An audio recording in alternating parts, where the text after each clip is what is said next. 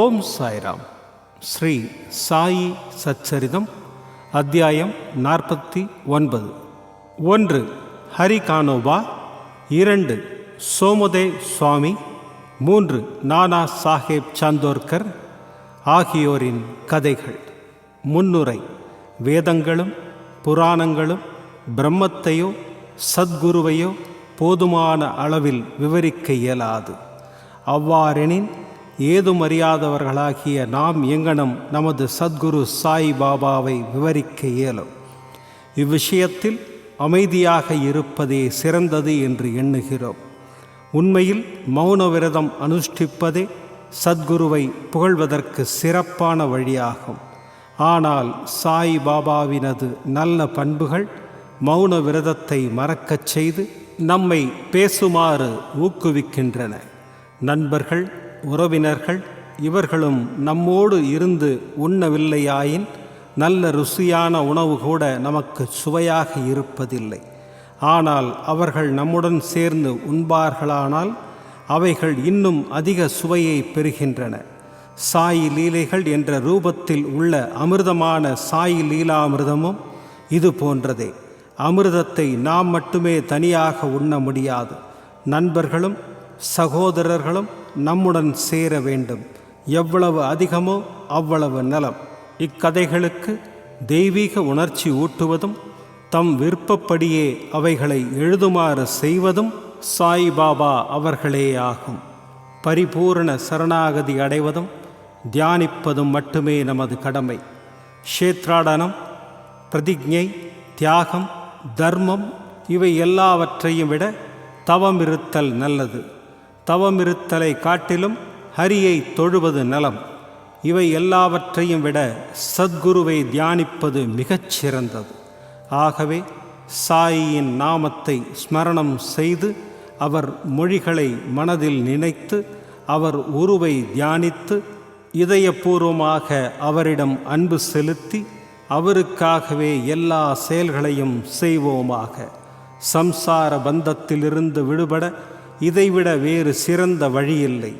மேலே கூறியவாறு நமது கடமையை செய்தோமேயானால் சாயி நமது விடுதலைக்கு உதவ கட்டுப்பட்டவர். இப்போது இந்த அத்தியாயத்தின் கதைக்கு வருவோம். ஹரி கானோபா. பம்பாயைச் சேர்ந்த ஹரி கானோபா என்பவர் தனது நண்பர்கள் உறவினர்கள் மூலம் பாபாவின் பல லீலைகளை கேள்வியுற்றார். அவர் ஒரு சந்தேக பிராணியாக இருந்ததால் அவற்றை நம்பவில்லை. அவர் பாபாவை தாமே பரீட்சிக்க விரும்பினார். எனவே சில பம்பாய் நண்பர்களுடன் ஷீரடிக்கு வந்தார். ஜரிகை தலைப்பாகையும் காலில் 2 புதிய காலணிகளையும் அணிந்திருந்தார். பாபாவை தொலைவிலிருந்து கண்ட அவர் அவரிடம் சென்று வீழ்ந்து பணிய எண்ணினார். அவரது புதிய காலணிகளை என்ன செய்வதென்று தெரியவில்லை. எனினும் திறந்த வெளியில் ஒரு மூலைக்கு சென்று அவைகளை வைத்துவிட்டு மசூதிக்குள் சென்று பாபாவின் தரிசனத்தை பெற்றார். பாபாவை பக்தியுடன் வணங்கி உதி பிரசாதம் இவைகளை பெற்றுக்கொண்டு திரும்பினார். அங்கு மூலையில் வைத்திருந்த காலணிகள் மறைந்து போயிருந்ததை அவர் கண்டார். அவைகளுக்காக வீணாக தேடிய பின் தான் இருந்த இடத்திற்கு மிகவும் மனமுடைந்து போய் திரும்பினார். குளித்து வழிபட்டு நைவேத்தியம் சமர்ப்பித்துவிட்டு உணவுக்காக அமர்ந்தார். ஆயினும் அவ்வளவு நேரமும் காலணிகளை தவிர வேறொன்றையும் பற்றி அவர் நினைக்கவில்லை. உணவை முடித்து கொண்ட பின் கை கழுவுவதற்காக வெளியே வந்தபோது ஒரு மராத்திய பையன் அவரை நோக்கி வந்து கொண்டிருந்தான். அவனது கையில் ஒரு கோல் இருந்தது. அதன் நுனியில் ஒரு ஜோடி புதிய காலணிகள் தொங்கவிடப்பட்டிருந்தன. கை கழுவ வெளியே வந்த நண்பர்களிடம் பாபா தன்னை இக்கோலுடன் அனுப்பியிருப்பதாகவும் ஹரிகா பேட்டா ஜரிகா பேட்டா, அதாவது கா என்பவரின் புதல்வரான ஹரியே, ஜரிகை தலைப்பாகைக்காரரே என்று கூவிக்கொண்டே வீதிகளில் செல்லும்படி சொல்லியிருப்பதாகவும், யாராவது இக்காலணிகளை கேட்டால் அவரது பெயர் ஹரிதானா என்றும், அதாவது காவின் அதாவது கானோபா புதல்வர்தானா என்றும், அவர் ஜரிகை தலைப்பாகை அணிபவர்தானா என்றும் தன்னை உறுதிப்படுத்தி கொண்ட பின்பு அதை அவரிடம் கொடுக்கும்படி கூறியிருப்பதாகவும் சொன்னான். இதை கேட்டு ஹரி கானோபா மகிழ்வும் ஆச்சரியமும் அடைந்தார். அவர் பையனிடம் சென்று காலணிகள் தம்முடையவையே என்றார். தனது பெயர் ஹரி என்றும் தாம் காவின் அதாவது கானோபாவின் புதல்வன் என்றும் கூறி ஜரிகை தலைப்பாகையும் காண்பித்தார். பையன் திருப்தி அடைந்து அவரிடம் காலணிகளை திருப்பி கொடுத்து விட்டான். தனது ஜரிகை தலைப்பாகை வெளியில் அனைவருக்கும் தெரியுமாறு இருந்தது. எனவே பாபாவும் அதை கண்டு இருக்கலாம். ஆனால் தன் பெயர் ஹரி என்பதும் கானோபாவின் மகன் என்றும் தான் முதல் முறையாக இப்போதுதான் ஷீரடிக்கு வந்திருப்பதால் பாபா எங்கனம் அறிந்திருக்க கூடும் என மனதில் நினைத்து வியந்தார். வேறு எவ்வித குறிக்கோளும் இன்றி பாபாவை சோதிக்கும் ஒரே நோக்கத்துடன் மட்டுமே அவர் ஷீரடிக்கு வந்தார். இந்நிகழ்ச்சியால் பாபா ஒரு மிக பெரும் சத்புருஷர் என்று அவர் அறிந்து கொண்டார். அவர் விரும்பியதை அறிந்து கொண்டு திருப்தியுடன் வீடு திரும்பினார். சோமதேவ் சுவாமி பாபாவை சோதிக்க வந்த மற்றொரு மனிதரின் கதையை இப்போது கேளுங்கள். காக்கா சாஹேப்பின் சகோதரரான பாயிஜி நாக்பூரில் தங்கியிருந்தார்.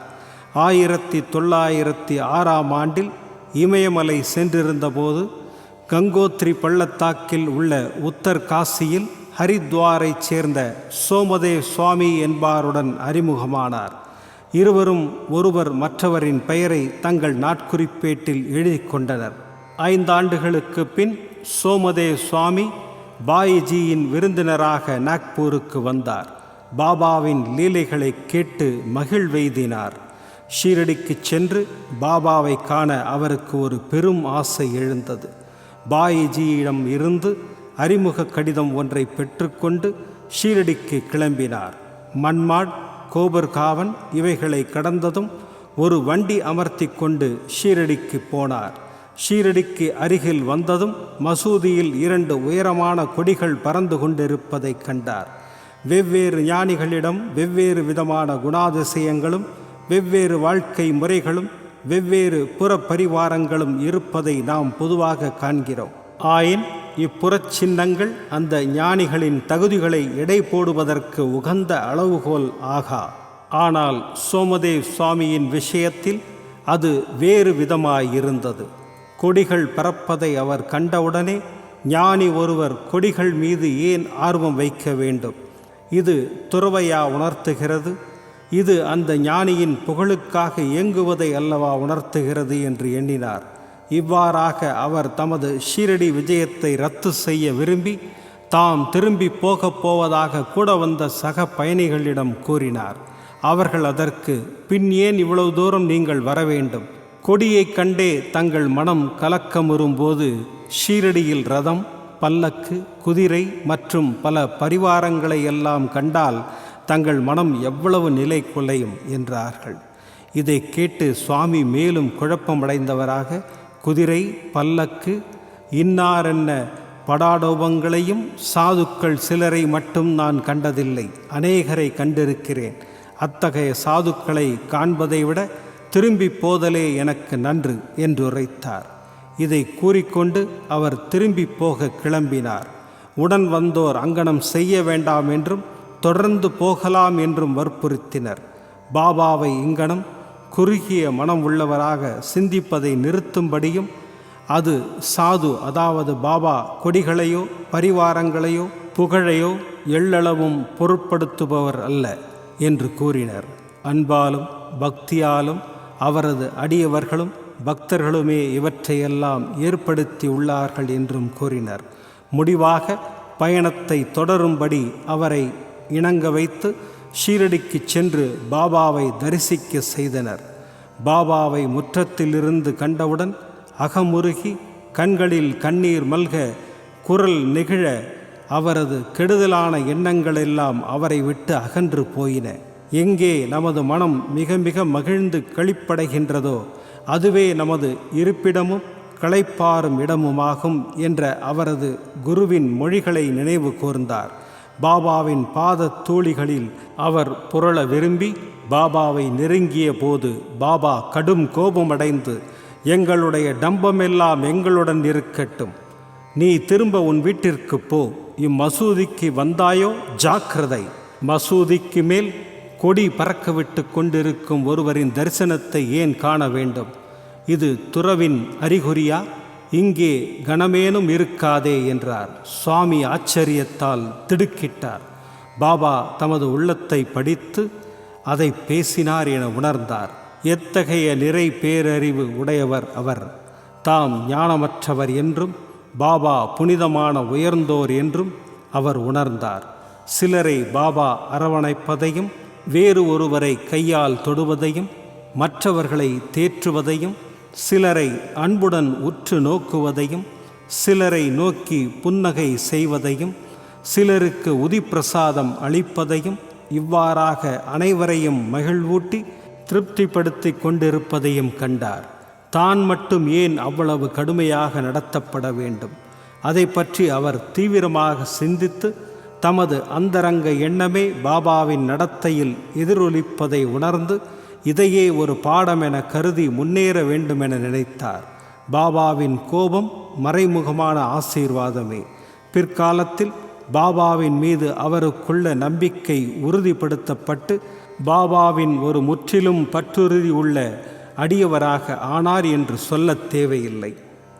நானா சாஹேப் சாந்தோர்கர்.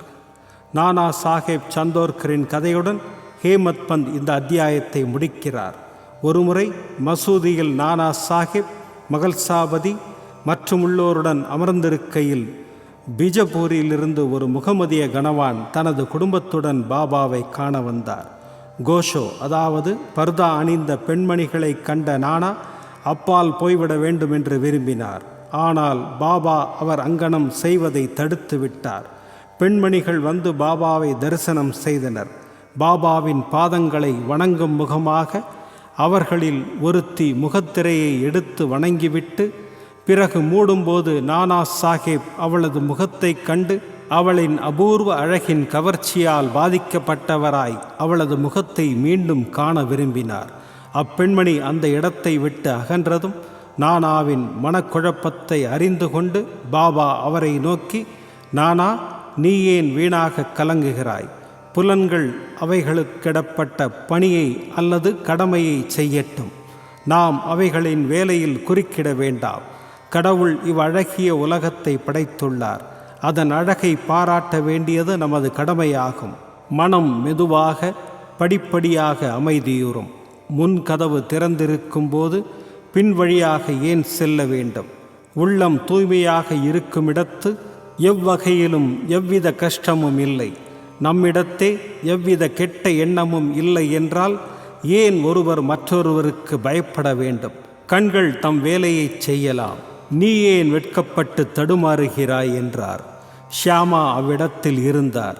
பாபா கூறியதன் பொருளை அவர் உணர இயலவில்லை. எனவே வீடு திரும்பும் வழியில் இதை நானாவிடம் கேட்டார். நானா அழகிய பெண்மணியை கண்டதும் தாம் மனக்கலக்கம் அடைந்ததையும் பாபா அதை எங்கனம் அறிந்து அதை பற்றி அறிவுரை கூறினார் என்பதையும் கூறினார். பாபாவின் பொருளை நானா இவ்வாறாக விளக்கினார். அதாவது, நமது மனம் இயற்கையாகவே சலனம் உள்ளது.